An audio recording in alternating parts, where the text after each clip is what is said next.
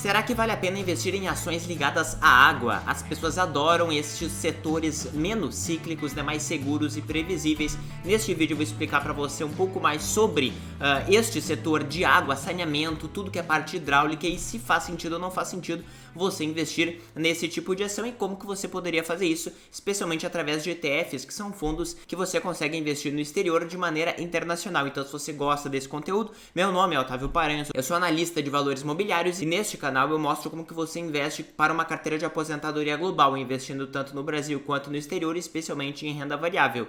Então, se você gosta desse conteúdo, já me segue no Instagram, otavio.paranhos, todos os dias respondo várias perguntas por lá e também pelo YouTube. Então, vamos ver, né, o que está acontecendo. Empresas já estão dizendo que se preocupam com a questão da escassez hídrica. Isto é uma realidade que não é só brasileira, né, em que nós temos aqui seca e, portanto, crise hídrica até para geração de energia elétrica, mas também na Austrália, na Califórnia isso acontece bastante, a questão de incêndios e a seca de maneira geral. Você vê aqui que no relatório de riscos globais que foi feito pelo Fórum Econômico Mundial, os empresários e políticos presentes lá disseram que um dos principais riscos para os próximos 10 anos é justamente a falha no controle climático de maneira geral e tudo que se refere a climas extremos, incluindo então a seca, né, e tudo que se refere a essa questão de crise hídrica. Então essa questão de crise hídrica é uma realidade que poderia gerar algumas oportunidades. Quando nós pensamos no globo, onde que estão as regiões com maior potencial de seca e crise hídrica,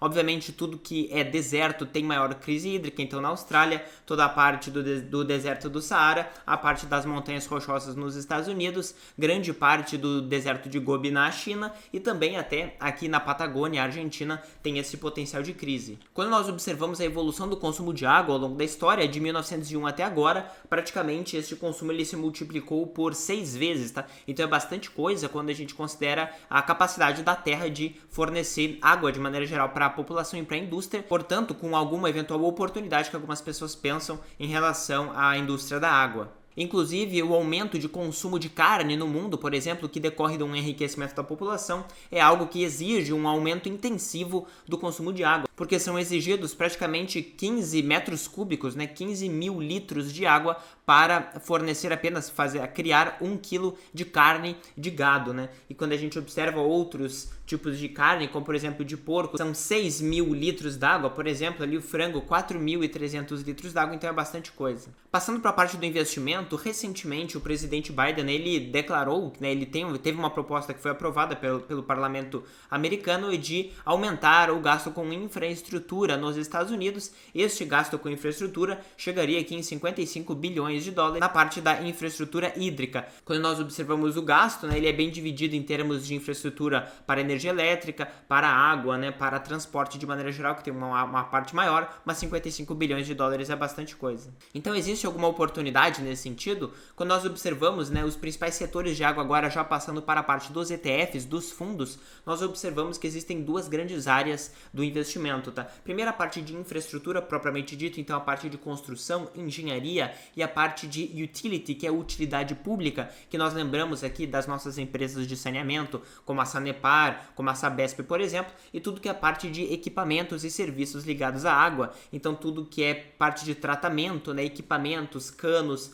não é necessariamente a parte de construção, mas é a parte de fornecimento dos bens e serviços necessários, incluindo software, estratégia, incluindo a parte de consultoria também entra nessa parte de serviço. Lembro que water stocks, ou seja, empresas ligadas à água, não são somente aquelas empresas de saneamento que as pessoas pensam aqui no Brasil, a água é saneamento. Não necessariamente, é uma pequena parte. Já vou mostrar para você por que as pessoas gostam e se interessam por essa questão de água, porque obviamente, né, pensam em empresas como a Sabesp, que tem o patrimônio líquido crescendo, acham aquilo lindo e querem investir. Não é assim que funciona, tá? E você consegue investir de maneira global em água, mas não apenas em saneamento. Inclusive, quando nós pegamos um dos primeiros fundos que nós já vamos analisar, que é o PHO, e ele é somente de ações americanas de maneira geral, a segunda ação que tem maior peso neste índice tem 8,34% do fundo, é bastante coisa, e esta empresa, né, a Roper Technologies, na realidade ela é de software, tá? Então ela tem 4 grandes áreas, a parte de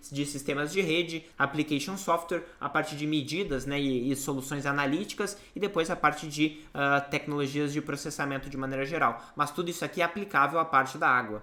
Então, quais são os principais ETFs de água para você investir? O primeiro deles é o PHO, que eu acabei de mencionar, com essas principais características do índice. Primeiro é que ele, no meu ponto de vista, ele é muito amplo na parte da metodologia, tá? Isso aqui abre uma interpretação enorme para a Nasdaq, né? A Nasdaq que gera o índice, ser discricionária em relação à decisão do que é uma empresa que tem muitos produtos, né? Que trabalham, né, que tem exposição a esse setor de água, e também são só empresas que são listadas nas bolsas americanas. Então limita claramente a empresas americanas, grosso modo, tá? Outro ponto também é que você observa que ela é relativamente diversificada, mesmo que seja nos Estados Unidos, na parte de subsetores, então maquinário, depois a parte de utilities tem só 20%, isso é pouca coisa, tá? Então a Sabesp, por exemplo, se fosse americana, iria entrar aqui, depois diversos outros setores químicos, a parte de eletrônica, serviços comerciais, etc, etc. Quando nós passamos para o outro fundo, é o FIW, certo? Ele também é somente americano, então, porque ele exige que as empresas sejam listadas nas bolsas americanas, e também, de acordo com um critério relativamente subjetivo, a Clean Edge, que é a empresa que desenvolveu esse índice, deve, né, selecionar as empresas que têm uma substancial parte da receita vinda dessa área ligada à água de maneira geral.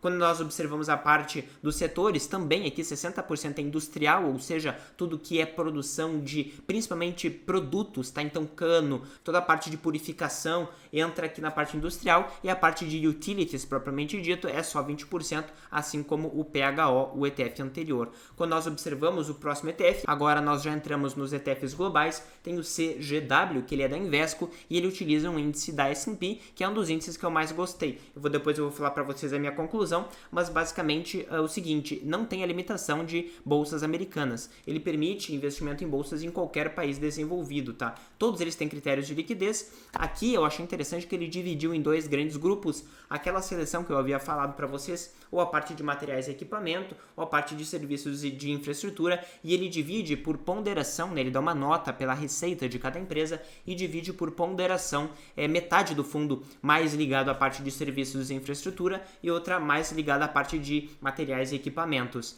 Outro ponto, quando nós observamos a parte da divisão setorial, claramente metade, né? Então a parte de utilidade pública e a parte de serviços industriais propriamente dito, tá? Quando nós passamos para os países, esse aqui já é o primeiro global, metade é americano, 16% no Reino Unido, depois 10% França, etc.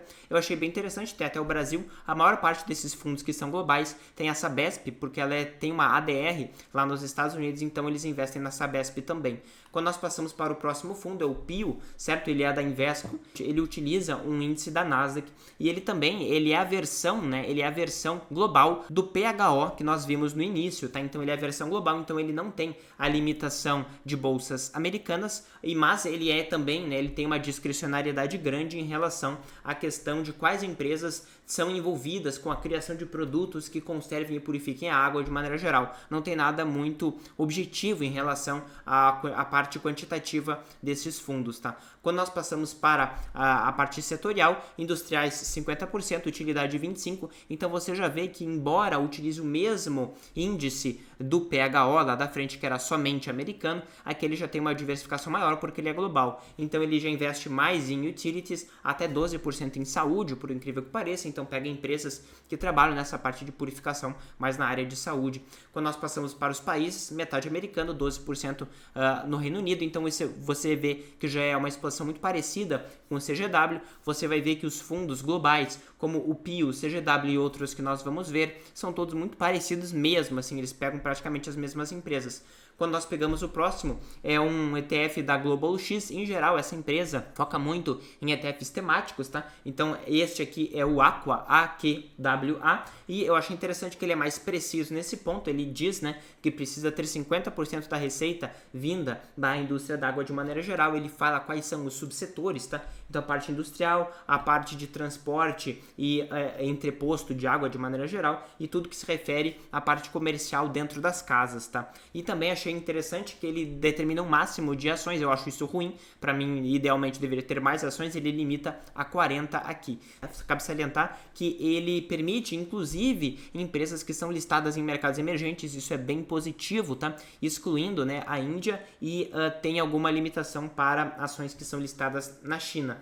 Depois disso, a parte de peso eu achei bom, que ele dá um limite máximo de 8%, com um peso mínimo de 0,3%, então isso aqui é bom para aumentar a diversificação. Quando nós passamos para a parte setorial, novamente ele tem uma boa divisão entre utilidade e industrial, conforme eu já havia falado, essas duas vertentes, tá? Depois a parte de países, 62% nos Estados Unidos, 19% na Grã-Bretanha. Então aqui já vai praticamente 80% do fundo só nesses dois países. É uma diversificação menor, mas ainda assim é global, tá? Não tem como negar. Quando nós passamos para o próximo e último fundo global, é o EBLU. Ele utiliza, né, um índice da Tortoise, que é uma outra empresa de índices, tá? Ele determina que as empresas têm que ter pelo menos 50% da receita vinda do setor de água ou pelo menos 40% se forem empresas maiores, tá? Maiores dentro de todas as empresas de água que estejam no top 5 em termos de receita absoluta no setor. E aqui ele faz outra limitação que é de 7,5% em peso, tá? Então isso é bem positivo também. Quando nós passamos para a parte de divisão também, infraestrutura e a parte de equipamentos e serviços é bem dividido, tá? Então a parte de utilidade pública aqui tem 36%, o que eu acho bem positivo. Outro ponto, né, é a parte da divisão geográfica, 54% nos Estados Unidos, isso aqui é quase uma divisão neutra global, 39% na Europa, uma exposição um pouco maior à Europa de maneira geral, que é bem forte nessa parte industrial, né? Indo para o gráfico agora, porque eu sei que vocês gostam de olhar retorno, tá? O fundo mais antigo é este PHO aqui, tá? Deixa eu até colocar aqui para vocês conseguirem ver melhor. É este PHO aqui. É ele que está em azul, tá? Ele teve um retorno de 277% nos últimos 16 anos. Mas quando nós comparamos com a média neutra, tá, global, que é o VT que eu coloquei em preto aqui, nós observamos que os dois fundos americanos, por óbvio, eles performaram muito bem, que é o FIW e o PHO, mas os outros fundos que são globais não necessariamente performaram muito melhor do que o VT, tá? Tiveram praticamente a mesma performance em regra. Quando nós pegamos de 2017 para cá, para pegar também o EBLU, o VT teve um retorno praticamente igual, só uma pequena diferença aqui na saída da crise, certo? Quando nós pegamos o Aqua, ele também teve praticamente o mesmo desempenho no período. Mas vejam que a performance é muito parecida entre todos esses de água, tá? Você tem uma exposição bem dividida aqui entre os americanos lá em cima e os que são globais, tá? Que englobam aqui os Estados Unidos também, uma performance quase que semelhante, tá? E o VT também teve uma performance muito parecida. Respondendo à pergunta, vale algum destes ETFs? Eu vou comparar para vocês agora não estes ETFs em si, mas dois outros, tá? O primeiro é o PIO, que nós já mencionamos aqui, global de água, que nós já analisamos, com o JXI. Por que o JXI, Otávio, não apareceu aqui? Porque o JXI ele é um fundo de utilities, que são utilidades públicas, né, globais, ele é um fundo de ação global. Portanto, seria o mais comparável em termos de exposição setorial a estes fundos de água, tá? Você deveria sempre comparar em relação às alternativas que você tem, não só no mesmo setor. Fazendo isso, quando nós observamos o shareholder yield, que nada mais é do que a soma das recompras de ações com os dividendos que as empresas pagam menos a diluição que as empresas fazem, você vê que o JXI, que é de empresas de utilidade pública, energia, saneamento e a parte de gás no mundo, de maneira mais constante do que o PIO, né, que ele é de água somente, pagou mais, né, e devolveu mais aos acionistas do que o PIO de maneira geral. Outro ponto é a relação de preço sobre lucro, né, Price Earnings Ratio. Sempre as ações do PIO foram mais caras do que as ações do JXI. Eles necessitam necessariamente entregar, né, enfim, empresas que têm maior qualidade de maneira geral ou retorno maior. Vamos ver se isto aconteceu. Quando nós observamos a relação de lucro sobre o patrimônio líquido, né, que é o Return on Equity, você vê que historicamente sim, as empresas de água, né, parcialmente na parte de utilities, entregaram um retorno superior em termos de rentabilidade sobre o patrimônio líquido em relação a JXI, que é somente de utilidade pública. Mas lembre-se, né, que essas empresas também englobam empresas de serviços que naturalmente têm uma necessidade de capital fixo muito menor e, portanto, é natural que a rentabilidade sobre o patrimônio líquido seja maior, tá? Porque o patrimônio líquido necessário é muito menor, mas você observa que, apesar disso, elas foram mais caras. Fato é, quando nós colocamos na ponta do lápis, né, estes dois ETFs aqui, o JXI, que ele é de utilidade pública, com o PIO, se você pegar do buraco da crise de 2008 até agora, lógico que o PIO performou melhor, mas na realidade ele caiu mais também, né? Você observa que ele caiu, o PIO, ações de água, em tese, caíram incríveis 63%. Isso não acontece com ações de utilidade pública. No pico da crise caiu 47%, tá? Mas grosso modo, assim, ó, se você pegar o período um intermediário em termos de período, ela teria caído da faixa intermediária aqui para aproximadamente 30% de queda versus aproximadamente 50% de queda no PIO. No agregado do período, não necessariamente o PIO entregou um resultado muito maior, tá? Na realidade foi bem parecido, então eu não consideraria que tem um diferencial competitivo muito grande, tá? Considerando ali a relação de preço sobre lucro que nós vimos e a relação de rentabilidade sobre o patrimônio líquido. Qual investir então? Fazendo um comparativo, eu já eliminei de cara os fundos que são somente americanos, porque no meu ponto de vista não faz sentido você concentrar somente em ações americanas nesse ponto, se você quer uma característica, essa característica existe em qualquer país do mundo. Comparando os 4 fundos globais que existem, tá? Eu peguei o tamanho deles em termos de capitalização de mercado do fundo, para ver se ele tem algum risco de fechamento. Nós já observamos que o AQWA, que é o da Global X, ele já seria eliminado, apenas 8 milhões de dólares é pouca coisa, eu não investiria, tá? Nos outros investiria tranquilamente, apesar do EBLU ficar um pouco, né, no limite, ali 58 milhões de dólares, ele é o mais barato, tá? Mas observando de maneira geral em qual que eu investiria, eu particularmente investiria, eu não faço isso, não recomendo que você invista em ETF temático, mas se fosse obrigado a fazer isso, investiria no EBLU, porque ele tem essa limitação máxima de 7,5% do capital total do fundo em apenas uma ação, e ele tem essa boa diversificação em termos de infraestrutura e serviços e equipamentos ligados